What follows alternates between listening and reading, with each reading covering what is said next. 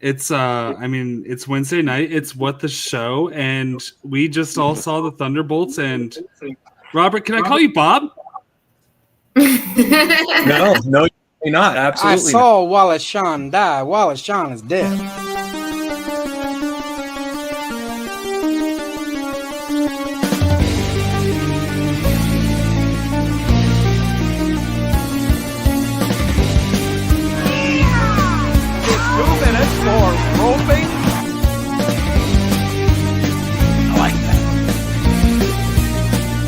You're a jabroni.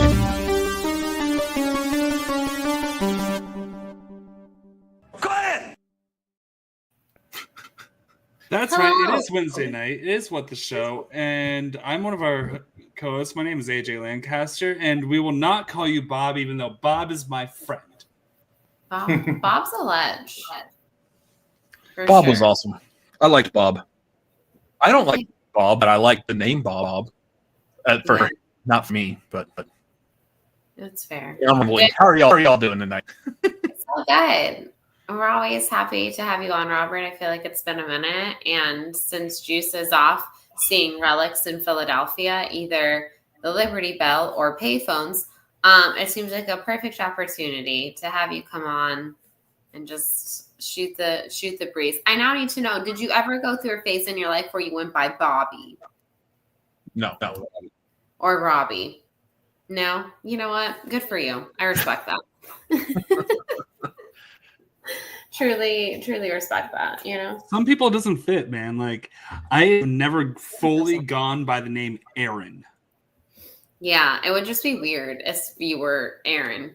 It's you grow up like I do have a name that like people who I deem worthy of it, I allow them to call me that particular name.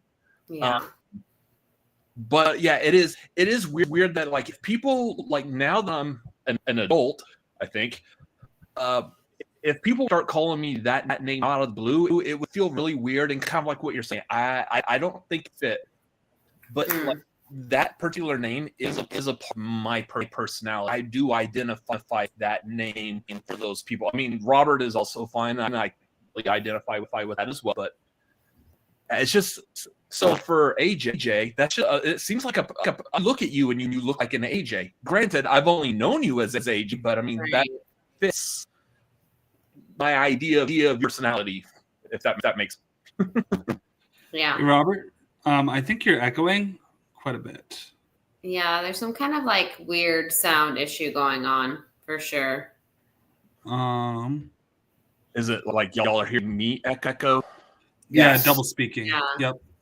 Just quick double speak. You sound like the guy from the 80s commercials that Max Headroom. Yeah, dude.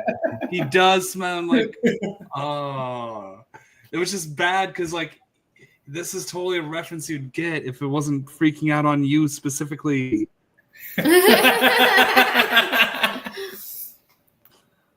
While you're figuring that out, wait, test again. Was that better? Yes. It is better. Yeah, Okay. That's definitely better. Yeah. If it comes back again, I'll just have to slip into headphones, I guess. Yeah. So, but in lieu of Justin the Juice being here, I did want to do a quick mention. Also, just got to pour myself a drink. We're not going to get a Juice sponsored cocktail this week, but I found this ready to mix white Negroni on the store shelf for $10 for a pint. It is 27% alcohol. So we're going to see how this goes in my Batman cup. Get that lead. Get that lead. Get that lead. Yeah, it's. Did you say 27? The branding is on the rocks. Yes, OTR on the rocks. This is Sipsmith gin with bitters and vermouth, and yeah, it's a white Negroni. They do a decent old fashioned. I think their margarita was also pretty decent. I've heard those. I just I avoid darker liquors if I'm drinking, and tequila at all costs anymore. Right on. I've always pretty much avoided tequila at all costs, in my humble opinion. I do enjoy a good margarita. Not gonna lie, I like the margarita. There's a specific kind of margarita though. You gotta do margaritas with the boys. Like nobody should have a margarita alone. That's fair. It's a social drink. 100%. I'd say that.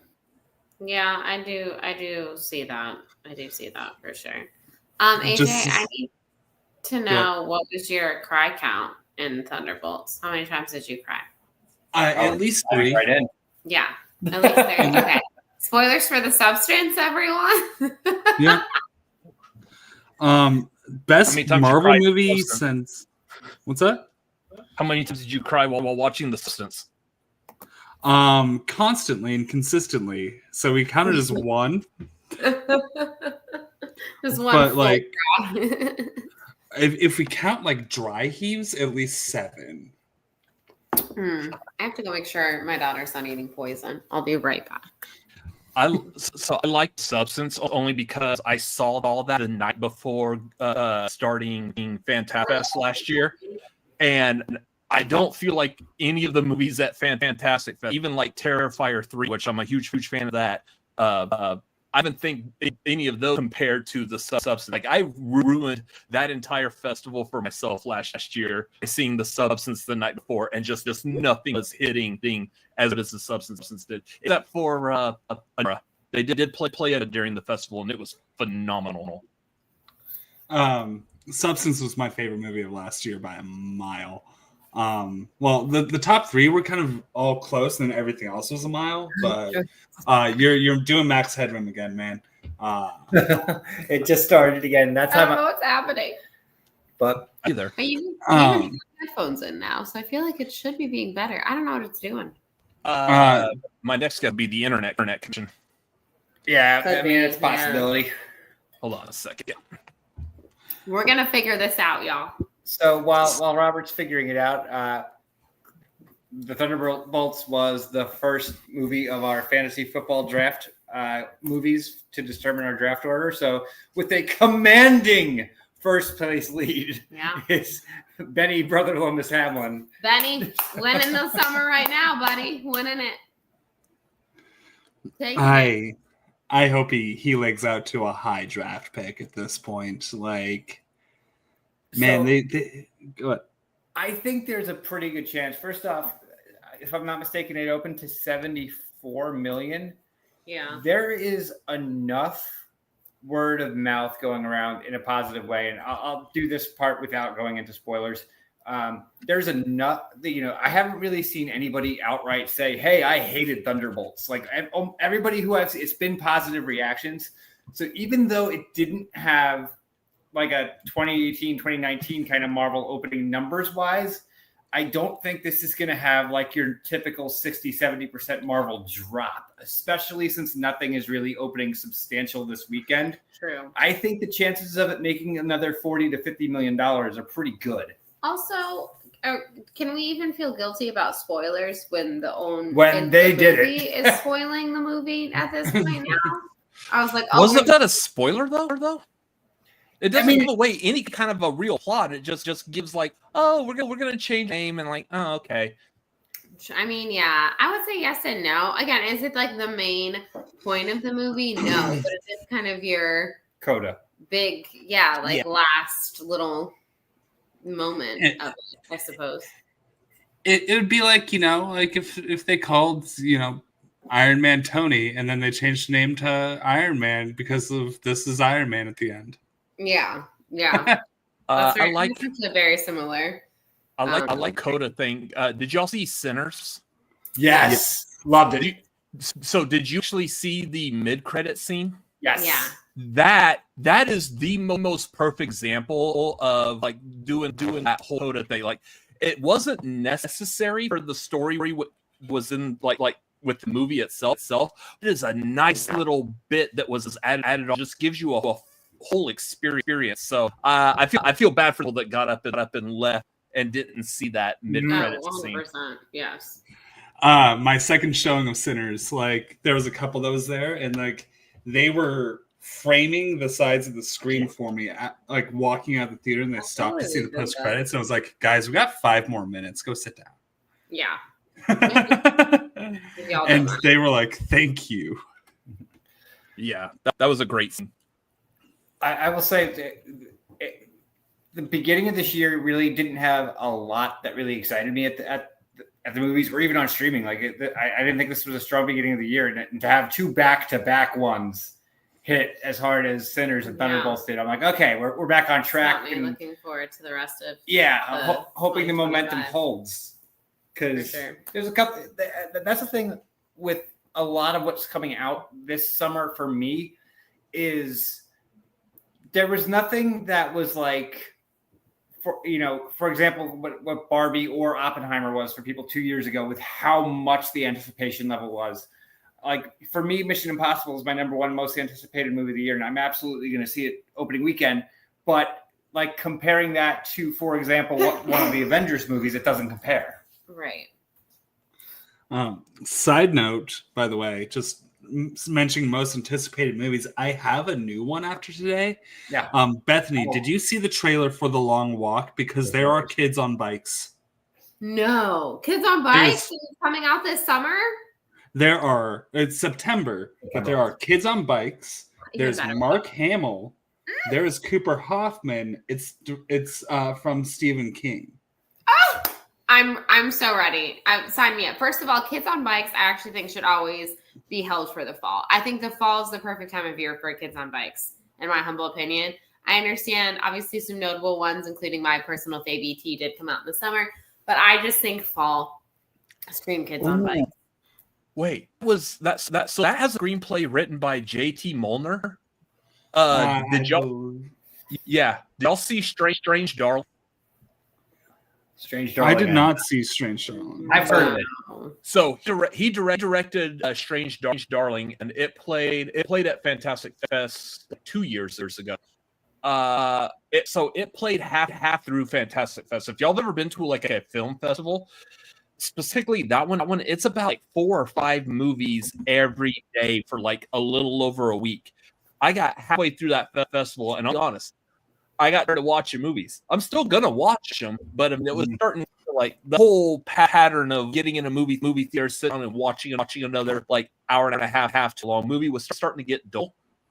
So I was tired, and the movie starts, and you don't know anything about Strange Darling. That's great.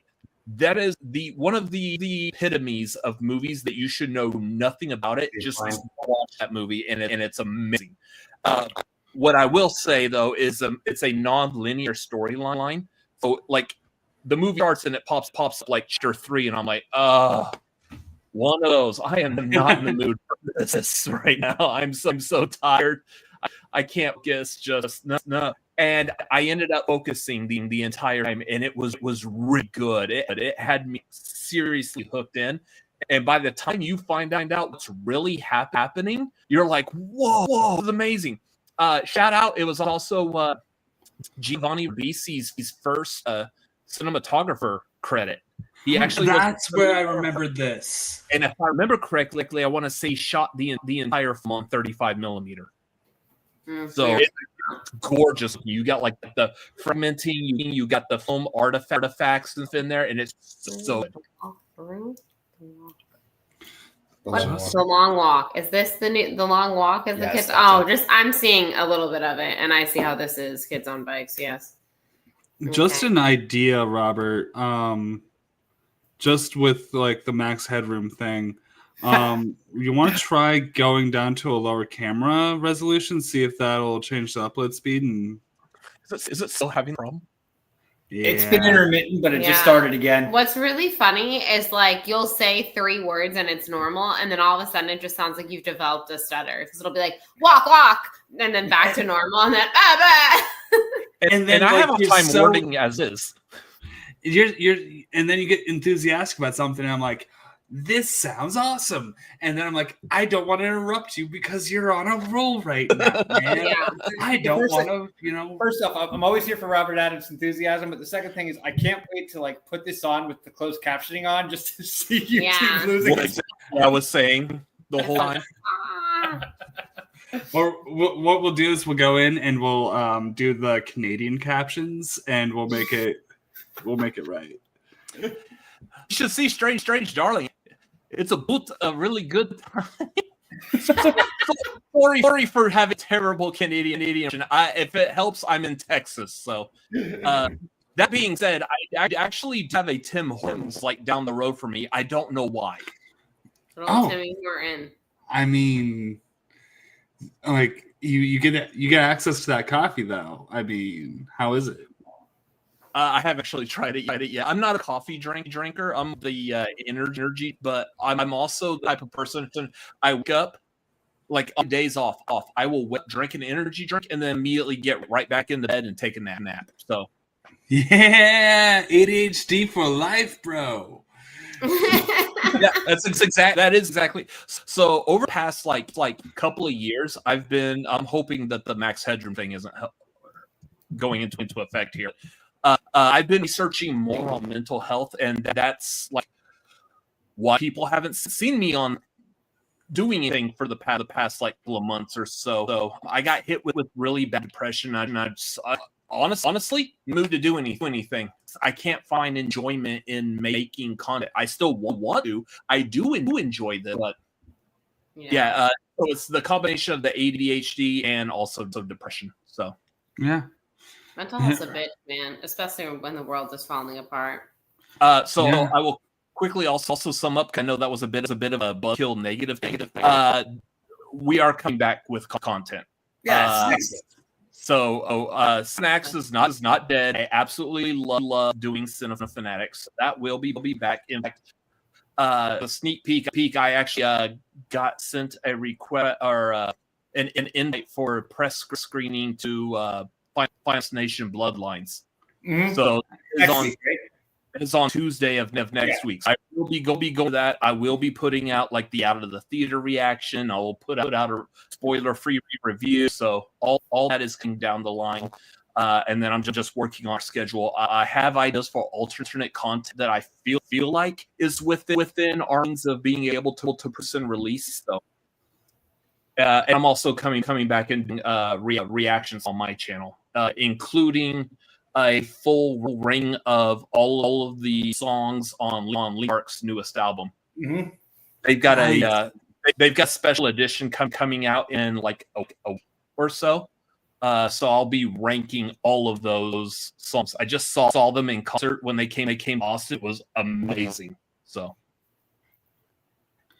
I'll piggyback on that. Obviously, I saw Linkin Park. I actually couldn't get away from them when Hybrid Theory came out because like any festival I went to, they were at. I saw them probably between the year 2001 and the year 2004, like 5 or 6 times, every single time at a festival that I went to. Knowing how they've changed their sound through the years, but it still sounds like them. Right. They change it, but it still sounds like Linkin Park. It's weird. Do you think there's any era of their music that Emily sounds best on? Why? I don't know. Like, in all honesty, it's not necessarily an era. I think, for the most part, she's nailing the Chester screams. Mm-hmm. She's a fit for the band. Now, I say because there are times that I can see that she's not quite there yet. If y'all remember when Linkin Park did that first concert, like on September 5th, where they introduced Emily. They introduced her, yeah. I think it was the Catalyst. Sang the Catalyst, and she just could not keep up with that. Mm-hmm. So she did sing. They did the Catalyst concert I went to, and she did phenomenal the entire time. So, I know, like for me, I would say the ones that I was looking for was her ability to sing Crawling, because even Chester had a hard time seeing Crawling live. Like, so if you can nail that one, you're pretty good. You're pretty solid. Like, I have a bold statement, and again, I'm not a big fan. I think Mike was a great live performer, and Chester was one of the most low floor, high ceiling performers. And it depended on what day you saw him if you got a good performance out of him, because of the way that music is written. If he is off his mark, it's going to be terrible. But if he's on, you've got a show. Yeah. I think that's also just a little bit deeper. I think it's also song specific. Mhm. If you saw any of the concerts that they did for the One More Light tour right before he passed away, any time that they were singing the song One More Light, if you know what that song is about, it is such a heartfelt song. And you can tell that Chester singing with passion, especially because there's a time period between Chris Cornell passing away, obviously, who, if y'all know Chester's closest friends. Chris Cornell passed away, and then they did song on tour, and I think that's what helped contribute to putting Chester in a very depressive state. And it's a powerful song, especially now in hindsight. But I also can see why none of the banders are playing music from that album on this tour. Like they're doing this one song from almost the album, except that one. So, I want to like piggyback to what I was saying. Like it was actually in 2001 while they were on Hybrid Theory. There was a music festival at Jones Beach, and you can find most of it on YouTube now, but it was recorded for the old HBO show Reverb, which lasted a couple of years back then. Usually they would show snippets of like 2 or 3 concerts per show. It was an hour-long show each week. And they recorded like the first 5 bands, which was Mudvayne, Disturbed, Linkin Park, and Papa Roach, I think, were the ones they recorded. And Linkin Park told them to scrap that performance because they hated how bad it was. That makes sense. They actually went and re-recorded it like in a club at that point because, again, they're on the first album, which, correct me if I'm wrong, is only like 35 minutes long. So if you miss 2 or 3 songs on it, you got to scrap it because that's too short. Yeah, I could see that. So let's go back to the current box office and stuff. I know we've all talked about it on stream ad nauseum already a little bit because we did our box office predictions streams and all that. What do you think that the top movie of the summer is going to be? Oh, man, there is a nice top right now because it could be. I'm seeing like say for me, I'm going to say probably Fantastic Four. That's the one I'm probably the most looking forward to because this is. For Fantastic Four, this is what's to really see out for them. Marvel's got them. Marvel is doing it. No more whatever 20th Century Fox and Avi Arad or whoever else wants to do. We've got Marvel doing their own property, hopefully properly. And I know that there's a lot of controversy out there about various aspects. I know lately is the big one, the female Silver Surfer. Which it's funny. I see like everyone complaining about it, but I don't know how many people actually stand. This is not actual MCU reality. This is an alternate reality. My guess on this is that Galactus is going to win. He's going to eat the entire planet, and the Fantastic are going to escape and cross over to the actual image, much like her face did at the end of the Marvels, where she crossed over. She crossed over to some universe where it had the end. Still, don't know if that was the actual Fox X-Men universe or if it was another universe, but something like that. Especially, are we doing Thunderbolts spoilers? It's been out. I feel like we can just rip the Band-Aid off. Yeah, so we have Taskmaster in our thumbnail, man. Yeah, so we're fine with it. Taskmaster has been in your thumbnail longer than she was in the movie. Exactly. Yeah, very accurate. But yeah, like that whole little bit was seeing Rocket with the 4 on it. I was like, okay, cool. You're just confirming for us pretty much what we already get. That is the Sure. rocket hauled ass out of that universe and made it over to the MCU. So we know what's going to happen to the Fantastic Four. We just don't know the why. Yeah, the how and why. Which I'm guessing it's Galactus wins and ends up eating their universe, or at least their Earth. Yeah. We also see in the trailer there's like an Earth that looks like it's exploding or imploding from the side. So that might actually be it as well. Fantastic Four is my main one. I'm also interested in Superman. I think it looks good. I am reserving judgment for how David Cornsweet going to actually do. Well, I see the movie like everyone else who feels the need their full opinion right now. So I will wait for the movie. I think he looks good so far. I think a little bit of the hair on the Clark Kent looks a little defeated, but again, I'm not like holding on to that opinion. If it changes when I see the movie, so Yeah. That's my like. I'm not anticipating. I'm hoping. yeah. You know. Mission Impossible looks like it could be good. I wasn't a big fan of the last one. I think Mission Impossible is a solid movie series. Really, like even I think most people say the second one is the worst one, but even the second one is a solid flick. Oh, it's watchable. Yeah. It's that's some good John Woo action in there, and the dove's flying Quietly. Yeah, Great There's double like- feature with Y2K. I get it. Oh yeah, if we could fly. Yeah, no, that's that. I mean, it doesn't work. That's great. But like, I am kind of eager to see, especially with the trailer that we've gotten for the Final Reckoning. I'm eager to see how this all ties into things that had happened way back in the first movie. Like, I guess they're even bringing back the actor who played William Lowe in the first movie, the guy who was working in that room that Ethan was falling from the ceiling, and they're bringing him back. And my theory, I think the criminal mastermind has been running the entire show for all of these movies. He got made to look like it in that first Mission Impossible movie, so now he's getting his revenge on the entire IF force. I'm stuck. I do love that. I That would just be legitimately love hilarious. that.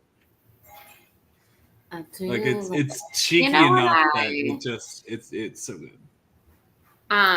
This is going back a couple movies, but you know what I was telling Mike the other day, which I don't think this will really impact it, but I'm kind of curious. So I was saying to Mike about Fantastic Four, like I'm so excited that they're finally kind of like going into sort of like the mod aesthetic and, you know, sort of setting it the way it's supposed to and whatever. Like no Fantastic Four film has really done that so far. Obviously, it looks like they're not going to stay in that for long because, of course, spoilers, Thunderbirds kind of showed us that they're probably going to be coming into our universe and our timeline and present day and whatever, which is fine. But I'm happy that we'll get like one film that's kind of more in that like sort of mod aesthetic. But what I was telling Mike is I was like, do you think Fantastic Four might suffer a little bit from, again, even though obviously the comic came first and even some of the films came first, but something like The Incredibles took inspiration from Fantastic Four and became a very big popular movie. And people that aren't really into the lore of the comic books or whatever might be like, this is just like The Incredibles, but not animated.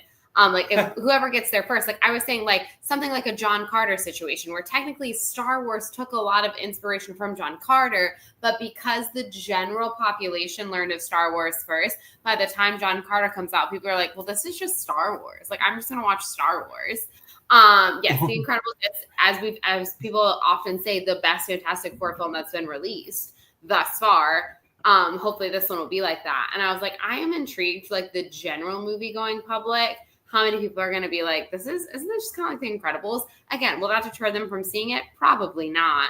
But I was like, I wonder how many people are going to say this not knowing that like The Incredibles was an homage, was inspired by something like a Fantastic Four. I just always think it's funny. Like whoever like beats them to the punch. Like whoever makes it first, which of course it's funny, it's like Disney competing against Disney now essentially, but still, whoever gets, to the general movie going public first gets to be the one who's like known as doing the thing. And it's like, no, really, this is the one who did the thing. But at the same time, I was going to say, well, when we saw Thunderbolts, like we're in Savannah now, which is not a huge movie going population. This was the art freaks who are going to the movies, and I say with love to the art freaks, they're downtown and they're going to a different theater. So where I was going though, this is the first Marvel movie we've seen. We've been here for 2.5 years. That the Fantastic Four trailer got a reaction, and then the movie had everybody engaged the whole time, and then the post-credit scene, people losing their minds. Like that has not happened. Know how when you go see a Star Wars film, the second that a long time ago in a galaxy far, far away pops up, and then people cheer every fucking time. And literally, and I know it was a re-release, so it's like not hitting the same. But we went to go see Revenge of the Sith, and it was a pretty packed theater considering it was a re-release. And a couple of people in the audience started being like, "Woo!" And someone was like, "Shut up!" And I'm like, "No, it's what you do when Star Wars starts. This movie you clap. Like we've all seen this movie. Probably. If someone wants to clap over the opening scroll, let them. Like it's fine. Yeah, absolutely. So that like we finally had a theater that was like genuinely enthusiastic about something. Also, much like Sinners, when we saw our Sinners crowd ruled. They were great. They were yelling at the screen, and it was awesome. And I was like, yes, this is what the theatrical experience is for. But yeah, y'all call me Jesus the way I love Sinners. No, oh shit, don't go in there. He's behind you. Like those kind of screams we are. No. And it didn't deter from the movie at all. Spoilers for The Substance, aka Sinners. If anyone has not seen Sinners and doesn't want to be spoiled, get out. But anyways, when Grace lets them in, oh my God, our crowd in the theater was like, like they were all so aghast. What is this crazy bitch doing? Yeah. Chicken jockey. But at the same time, like she's actually in the process of making a Molotov cocktail. I was like, she's ready to let's go to town. Let's go. Yeah, I mean, I understood what she was going through, 100%. Yes, like they could have cued down with the sickness to that. Somebody who is good at video editing should. As someone who's good at video editing and absolutely also loves Disturbed, I would love to do that. Yeah, dude. As soon as it's on VOD, you absolutely should just. Yeah. Don't do it again. That's not going on VOD for a hot minute with how it's doing, especially since they're doing the re-release next week in 70mm IMAX. Yeah. And it's like all sold out. But like inevitably when it gets released on VOD. I'm just happy to see like something that's like an original movie. It's an original movie kicking ass. Really kicking ass, having legs. Horror. Yeah, horror. Obviously it being directed by a Black man, starring, people of color. Like how great. 10 out of 10. Would recommend. Kugli's can't miss, basically. Mm-hmm.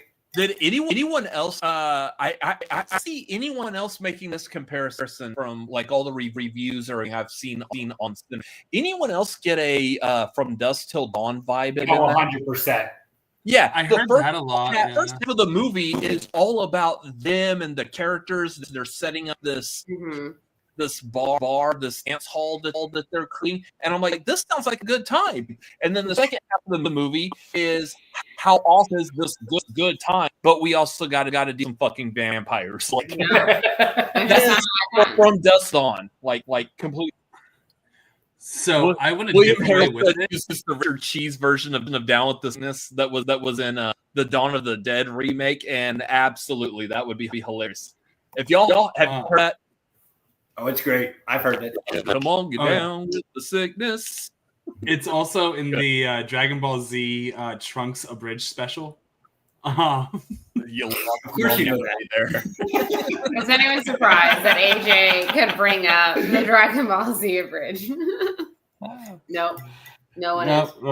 It should be an automatic drink reference at this point, really. You know what? I am taking a sip. So yeah, we're drinking. You know what?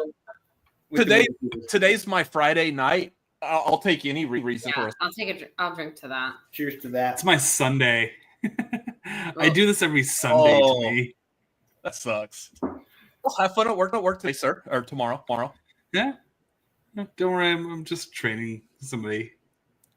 Well, see, I just got a comment on a post from someone not understanding like the new Avengers thing, and then she saw Florence Pugh post about it and realized it was like a real thing.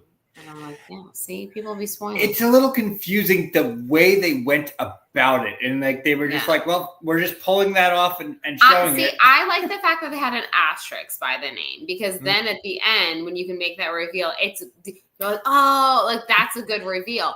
But it's now good going marketing. around and like changing the posters is kind of like, I get it, but I don't. I would have maybe waited until it was out for like a month. Did y'all see what they did today? With Stitch? I don't think so. Yes. The posters that they did. So originally it was like Wheaties box poster. Yeah. Then they removed Thunderbolts and put the new Avengers. Today they removed even more, and it's Stitch from Lilo and Stitch. I did see that. Yes, it's amazing. That's The marketing is so good. Fantasy football chat. That's pretty good. I really wish though what they had done was just tear off more pieces of the poster after every Marvel release, like they were winning games in Major League. Oh yes. Like just remove it. Got the Fantastic Four poster. Yeah, dude. And then just by the time it's done, it's Doom. We're a year and a half in. That's amazing. I would love that. But it is genius marketing, knowing that ultimately it is Disney behind all of this. So they'll do whatever they want with their billboards. But that's true. It's weird that I'm actually kind of excited for the live action Lilo and Stitch. It's gonna print money. They will.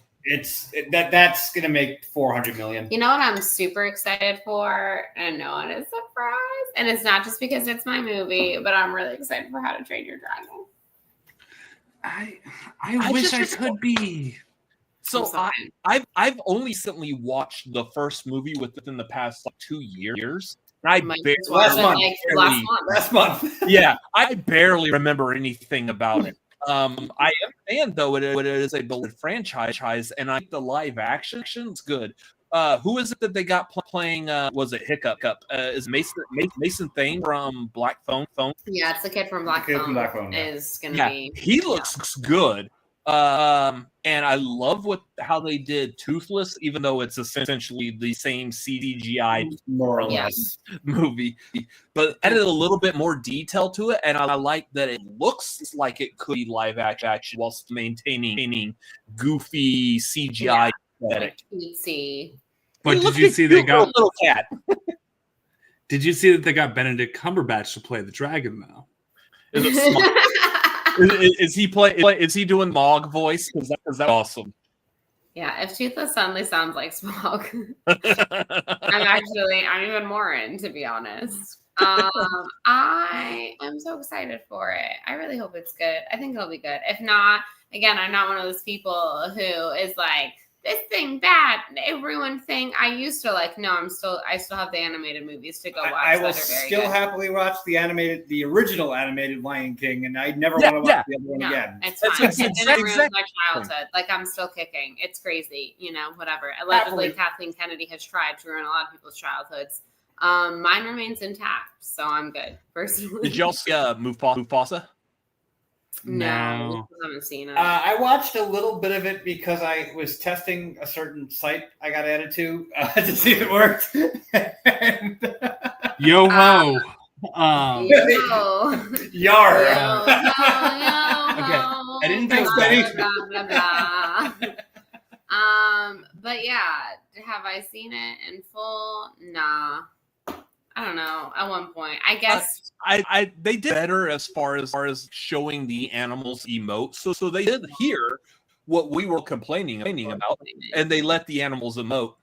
Okay, and it's a decent story, but it does have it suffers a lot of like my problems with Solo. Is it does also love the Memba berries that we don't. There's a part in there. I'm not going to give away one big member because it's absolutely ridiculous and stupid. But what will reveal is they even do a member of how Rafiki got his walking stick. Oh, What? we No don't one- Oh my god! You That want to is know so what I've George never Lucas wondered when Phillips. watching The Lion King? Golly, I wonder how did Rafiki come upon that walking stick? No one has ever questioned it. It's just there and we're fine. It's a stick. fine. He found it and he starts using it as a walking stick. Yeah.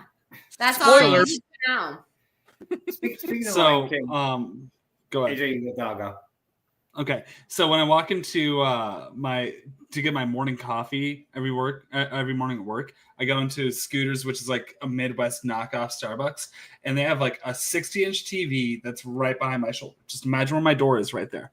And whenever I go and grab my coffee, I turn around and I look what's playing on the screen.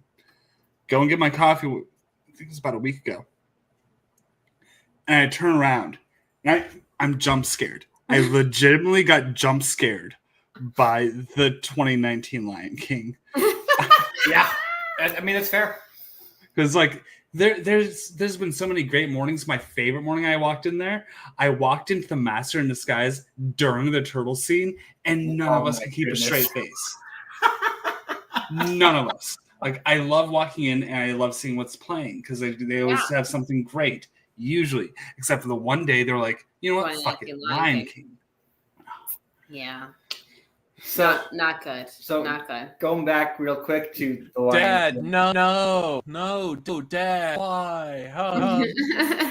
The, Lions attack. if you go on Disney Plus, they did it last year. They did the anniversary performance of like all of the Lion King at the Hollywood Bowl, Yeah, that was cool. and Except for one part. except for one part, I was definitely gonna hit on that. They got from The both stepping hyenas? No goose hyenas? when you hear what it is, you're gonna be like, oh god, no. They have like pretty much anybody who they could get, minus Elton John, who does the introduction, but they have like either from the Broadway show or somehow attached to the Lion King. Legends of the Lion King. And Or then the voice actors or actresses from the movie. Like they had the originals come out and perform the songs and stuff like that. So like Nathan Lane is there, and it's the like Nice. that's what you want to see, you know. Yeah. Then they do. I'm realizing in real time that it's Jared Leto doing Jeremy Irons. Nope. No, Jeremy Jeremy Irons Irons is there, present. and it's awesome. Thank God Jeremy Irons was you. present. Jeremy Irons is there, and he crushes it. But But if you can't get JTT, or actually they did get the actual singing voice system, but he does come out to he's, do. he's Yeah. old now. He's obviously a Yeah. grown up now. So certain songs like he can't do in a certain pitch anymore. So you're like, It's oh, like, I just can't could wait. we get like a child actor or a child performer that's beloved and maybe has a connection? Like again, there are Broadway Simbas to this day that are young. We could have gotten Take one of the them. current Simba. No. Oh no, I remember this. Instead, we decide to get Northwest. Northwest. Oh, To why? do. It's so bad. The entire thing is beautiful. It's such a love letter to the Lion King, and again, both Broadway and movies, and it's so great, and everyone's feeling the love tonight. And then freaking Northwest with like Chris freaking Jenner out in the audience doing like her momager, like filming the thing. And not with a camcorder, obviously, because people don't really use the camera. But like, basically, she is the scene from Mean Girls, being like, "You're doing amazing, sweetie." That's exactly what it is. And of course, Good job, we have Ling Ling. in the Show up, audience, Ling Ling. and it's not good. It's not good.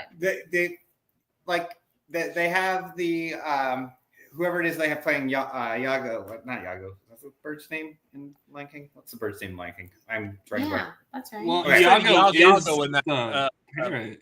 No, that's that's Aladdin. Aladdin. Whatever the What? bird's name Yeah. is. It's, No, yeah. it's shoot. What is his name? Zazu. Zazu. Yeah. So Zazu. Yeah. the guy performing Zazu, I think, is from the Broadway show, and he's great. But then they keep going to her, and every time she says the word "wait," it's like, I can't wait. And I'm like, no. It's so bad. And you So can't be much- mad at the child. You have to be mad at Doesn't- everybody who put it together. nepotism, y'all. But the rest of the show is very, very well worth watching. It's just like if you want to hit fast forward when that one comes on, Can you feel believe free. that the same stage, that the Hollywood Bowl, in the very same night, was graced by the presence of Jeremy Irons and also Nathan Lane Northwest. And Northwest.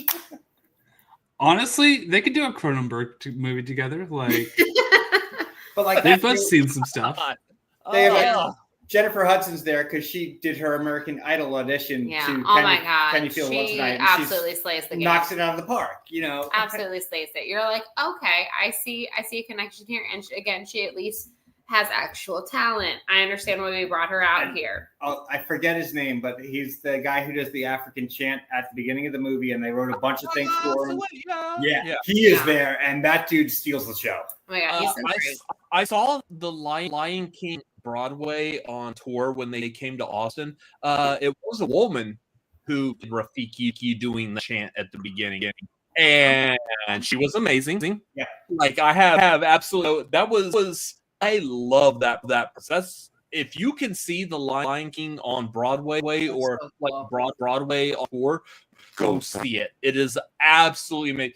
You're sitting, especially if you can floor seats on the edge, up and down. On the edge of the aisle as they're doing circle life. The performers being the animals that are coming in. So good. It is so amazing. I absolutely love it. It's one of the reasons why I absolutely love Broadway shows, how they change things up for a performance. It's mind blowing the fact that someone sat down and thought of this. I'm having a hard time trying out what I do for videos on YouTube. Have all this space to work, but I don't know how they confine places and things in one stage. It's so good that they trusted Julie Taymor to make a Spider-Man musical and threw so much money my at biggest it. regret of all time is not seeing that. They're like, this woman can't fail. Do you see what she did with The Lion King? She's fantastic. And then she goes and makes Across the Universe. That's a delightful film. We're going to throw gobs of money at her to come up with a great Spider-Man musical. And then... Who was it that we were talking to that actually saw it? People you don't like. We know people that you don't like that have seen it. Yes. But yes, what a Spider-Man Turn Off the Dark. Wow, what a time! And you get like Bono to come in and write the music, and like what a fucking wild time. That's wild. You know what? This may seem dated. I YouTube music. I feel like a lot of their hits I absolutely love, but you know what? That you get for forcing your music on everyone's iPhone. Yeah, people were not pleased with that. People yeah. were very. They never We'll really still joke about that. I currently work at a cell phone store for a major cell phone service provider. And still hear people complaining about the fact they were subjected to YouTube's album. And no one can name a single from that album. There was nothing stand out about that except. What year was that? For a time I when can't remember. They literally forced it on everyone's Apple library, the fact that no one can name a single song off of that really shows that people like their free will. They're like, no, I will search on my own music. Thank you. And I'm thinking, like me here in Texas, I grew up like around like a lot of people who love rap and like especially deep underground rap. They're naming all the Houston rap artists, Paul Wall, J. Screw, all this, and I'm like, these people got like I'm mentioning the playlists are on the iPhone. They've got like all this hardcore rap and just like so deep South. That's all they listen to. And this one YouTube album, just randomly at like 2013 YouTube, and I can imagine like their homies looking at this, going, "Hell, dog, what's up?" Question: this YouTube album, and they're like, "Apple forced it on me," and then you're like, and then they were thinking, and then your response is, "You have an Android, you fucking." You have no excuse. You downloaded it. You download this on your own volition. Yeah. Why? If you have that album and you have an Android, you only have yourself to blame. I'm sorry. That's great. Also, may I just say, circling back real quick to The Lion King, I've recently gone on a few rants about like casting choices and how I don't give a damn. Like, I just don't give a damn if you look like a fictional character was supposed to look like blah blah blah blah. If the whole thing about for years, Harry Potter fans would complain about the fact that, you know, Harry's supposed to have his mother's eyes, and I was like, did it really change the plot of the movies, y'all? Did it really matter? No, it fucking didn't. Like, I get that people are. It's a little funny. It's a funny how we can complain about, but it really doesn't change it. But this is the hill I will die on. If you have a song called "Can You Feel the Love Tonight," and you don't, this is, y'all want to say about casting choices? No, this is the hill I will die on. You had one job. You said it at night. Okay?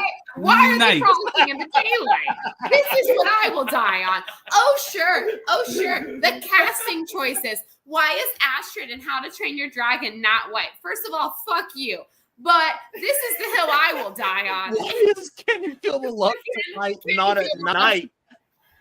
It costs more to light a CGI scene that's during the day. That's why, like, Wonder Woman 1980 whatever looked so bad. Yes. Because all the scenes, all the action scenes had to be in the dark. Like, oh, the cheetah CGI guy. Yeah. It was the cheetah CGI in her gold costume with wings. Mm-hmm. We had all of that. We had to do all of it in the dark because doing it in the light's too cheap. It is too expensive. Well, then why was that in the light? Why was that in the light? And John you know what's Favreau, bad? And you know what's bad? Like, I know, like, I am familiar with all of y'all because of a connection with the movie trivia down. Right. We are all people who are like watch movies a little bit different than common people. Yeah. Yeah. We have a special a critical eye when we watch movies and stuff.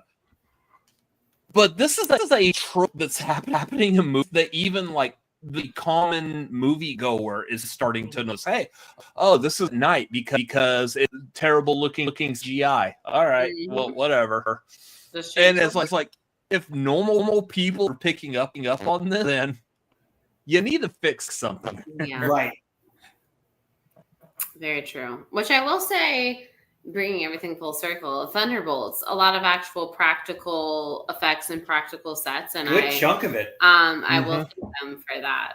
That's good. Good on you. Good calls. I mean, a couple of things, big things that have come out, obviously in the last, Wicked famously also used a lot of practical sets. Thank you. And it was such a good movie. I think that I was a fan of Wicked musical before the movie came out, and I think that they did a phenomenal job. Oh my God, even though I'm not a fan of them stretching into 2 movies, but you know what? I'm for like Wu-Tang said, cash rules everything around me. So you got it. Yep. Dollar bill. I'll make that money. Also, I thought you were gonna say it was for the children, so we went Wu-Tang things for the children. Yeah. Wu-Tang is for the children.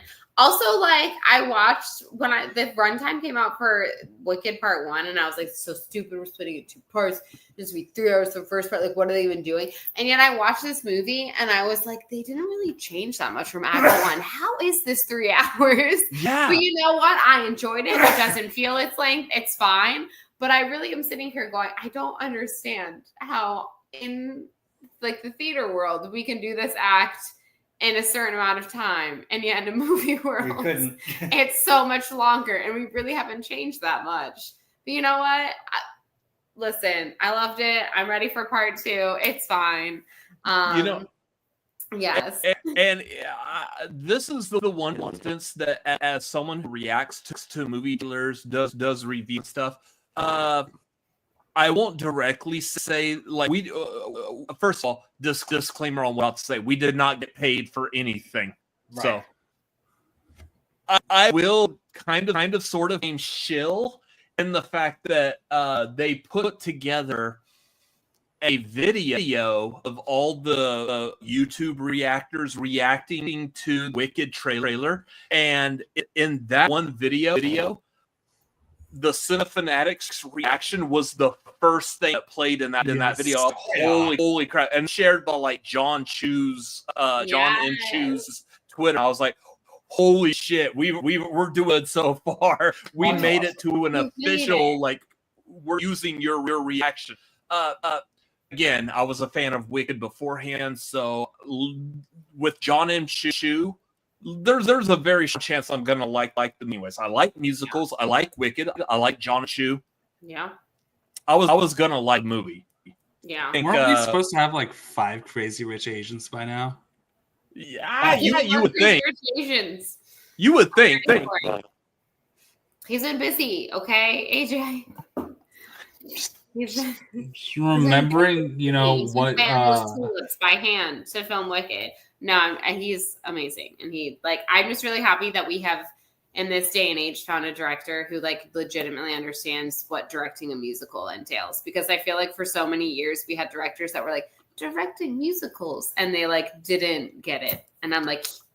Didn't he also directed Heights? In the Heights, yeah. Which was all good. Yeah. Yeah, I loved In the Heights, man. So good. And we gotta say, I mean, Spielberg knocked it out of the park. I mean, I don't know who directed Tick Tick Boom. That's actually what I was about to bring up. So my one detractor from In the Heights was we didn't get Lin-Manuel Miranda direct In the Heights, which is a musical that he wrote. I would have loved to. I like John M. Chu did a good job, but I would have loved to have seen Lin-Manuel Miranda do that, especially because Lin-Manuel Miranda did such a good job directing Tick Tick Boom. And I am a giant Rent fan. In fact, I'm about to get a Rent related tattoo on my left arm. Respect. So like all America's getting Rent related tattoos, man. It's just the administration. Nicely done. Good job, sir.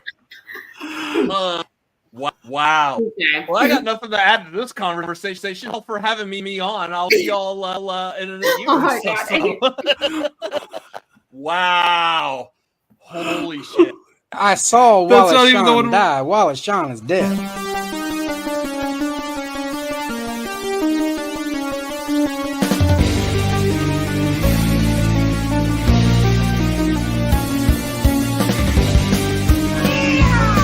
It's 2 minutes for roping. I like that. You're a jabroni.